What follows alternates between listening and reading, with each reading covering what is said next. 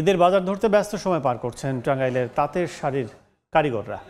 চাহিদা মেটাতে ভোর থেকে গভীর রাত পর্যন্ত নানা ডিজাইনের শাড়ি বুনছেন তারা। আরও খবর জানাতে এই মুহূর্তে টাঙ্গাইলের তাঁতপল্লীতে আছেন সহকর্মী কাদের তালুকদার। সরাসরি যাচ্ছি তার কাছে। আসন্ন ঈদকে সামনে রেখে টাঙ্গাইলের তাঁতপল্লীগুলোতে ব্যস্ত সময় পার করছে তাঁত সংশ্লিষ্ট তাঁতি এবং মালিকরা। কাকডাকা ভোর থেকে শুরু করে গভীর রাত পর্যন্ত প্রতিদিন এইসব তাঁত সংশ্লিষ্ট তাঁতি এবং মালিকরা তাদের কর্মযজ্ঞ চালিয়েছেন।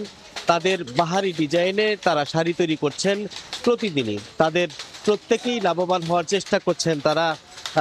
মালিকরা যেমন তাঁত বিক্রি করে লাভবান হওয়ার চেষ্টা করছেন, ঠিক একইভাবে যারা শ্রমিক রয়েছেন তারা বেশি বেশি কাজ করে তারাও চেষ্টা করছেন যাতে ঈদে যাতে তাদের পরিবার পরিজন নিয়ে ভালোভাবে ঈদ কাটাতে পারে, সেই জন্য তারা বাড়তি পরিশ্রম করছেন। এজন্য কাকডাকা ভোর থেকে তারা কর্মযজ্ঞ শুরু করেন এবং গভীর রাত পর্যন্ত তারা এই কাজগুলা করে থাকেন। তবে সবচেয়ে বড় বিষয় হলো যে তারা যে অভিযোগটি করেছে যে আগের তুলনায় কিন্তু সেই পরিমাণ তাঁত শাড়ির চাহিদা কমে গিয়েছে, যে কারণে শ্রমিকের সংখ্যাও কমে গিয়েছে। যেখানে অনেক এই টাঙ্গাইলের যে তাঁতপল্লী রয়েছে সেখানে যেখানে লক্ষাধিক তাঁত ছিল বা প্রায় 2 লক্ষাধিক শ্রমিক ছিল, তারা কাজ করে তাদের জীবিকা নির্বাহ করত, তাদের পরিবার পরিজন নিয়ে ভালো থাকতে পারত। কিন্তু এখন কিন্তু সেই পরিমাণে নেই। এখন একেবারেই নগণ্য পরিমাণে এখানে শ্রমিক রয়েছেন এবং তাঁতও রয়েছেন একেবারেই নগণ্য।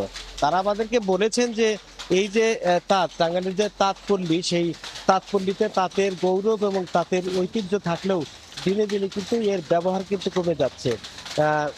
শাড়ির পরিবর্তে সালোয়ার কামিজ সহ অন্যান্য যে পোশাক রয়েছে, বিদেশি পোশাকগুলো কিন্তু মানুষ এখন ব্যবহার করছেন। শুধুমাত্র মা চাচিরা যারা রয়েছেন, বয়স্ক মানুষ যারা রয়েছেন, তারাই কিন্তু এই শাড়িগুলো ব্যবহার করছেন। যারা যুবক যুবতী বা যারা এই যে মধ্যবয়সী বা তারও নিচে যেসব নারীরা রয়েছেন, তারা কিন্তু এখন আর খুব একটা শাড়ি ব্যবহার করছেন না, শাড়ি পরছেন না। ফলে দিন দিন এই যে শাড়ির যে জৌলুস, সে জৌলুস কিন্তু শুধু টাঙ্গাইল শাড়ি নয়, যে কোনো শাড়িরই চাহিদা কিন্তু কমে গিয়েছে।